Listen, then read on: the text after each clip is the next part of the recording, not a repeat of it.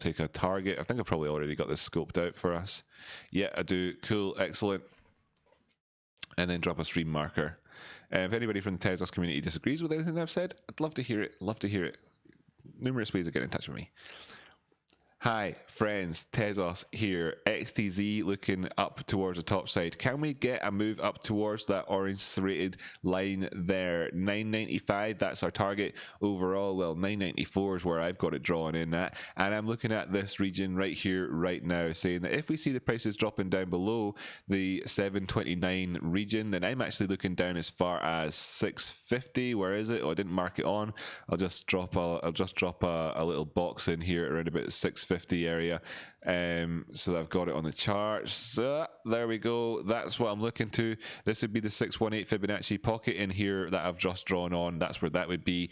Targets up the way. So if we do actually take out this higher number at 6776, what's that? Well, that's taking out the 236, and then we have a couple of different ways of going here. So from the very top end of this box, we could be going up. From the lower end of this box, then we could be going down to here, and then up thereafter. That's my TA on this one. Not super complicated, doesn't need to be. There's a couple of things I would point out, like the divergences over there. Now, that's not the end of the show though, because we have got XTZ versus BTC. And that's what I'm going to be looking at just next. A couple of really significant things happening here with the price action. As you can see, we're coming in for a golden cross. Can we retest this area thereafter? Well, that's something to be looking for. Of course, if you want to see us talking about that, just come along to a live stream one day and ask me the question, Rocky, do you think we could test the 50 period simple moving average after a golden cross or not? And I will give you a good deal of answers on that front.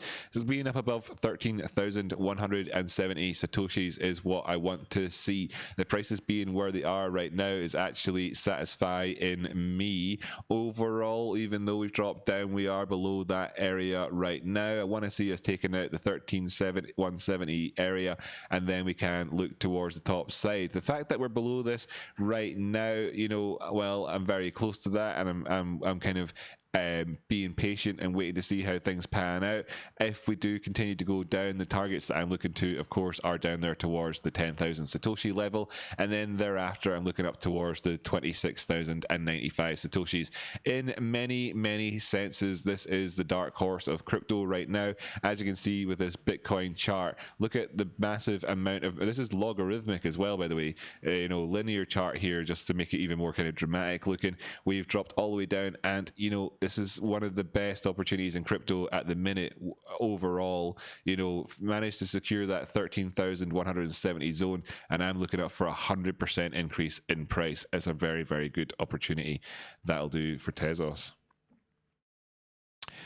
Right, cool. I've taken your advice and day traded TEZ. Oh, really? Cool. Excellent. Nice one. You'd think the TEZOS community would be pushing these vids. You would, wouldn't you? But they don't. Of course, not. I mean, by they, I mean the community, one or two people from it. Out of all of the communities, now let me be very clear, out of all of the communities of everybody that watches the coins, the one that supported the channel the most is TEZOS.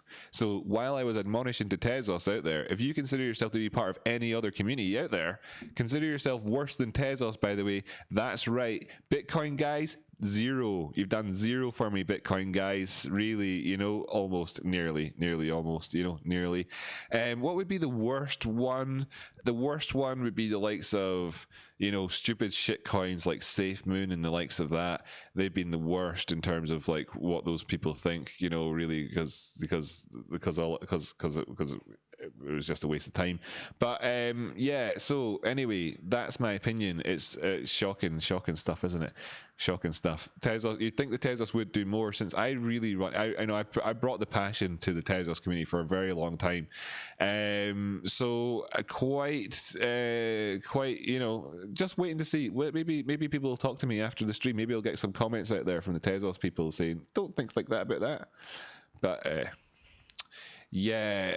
TEZOS, by the way, TEZOS, like I say though, they've been the best out of everybody. In fact, you know what? Let's just change that around a wee bit.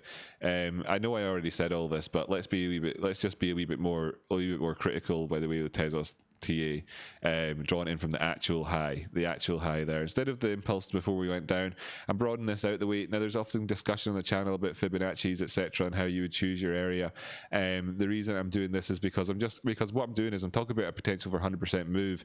This lines up better with my red line for the 382 than it did before. As you can see, it lines up better like that. This is drawn in for other reasons, which means I've got confluence in at that point there, and various little things in here too.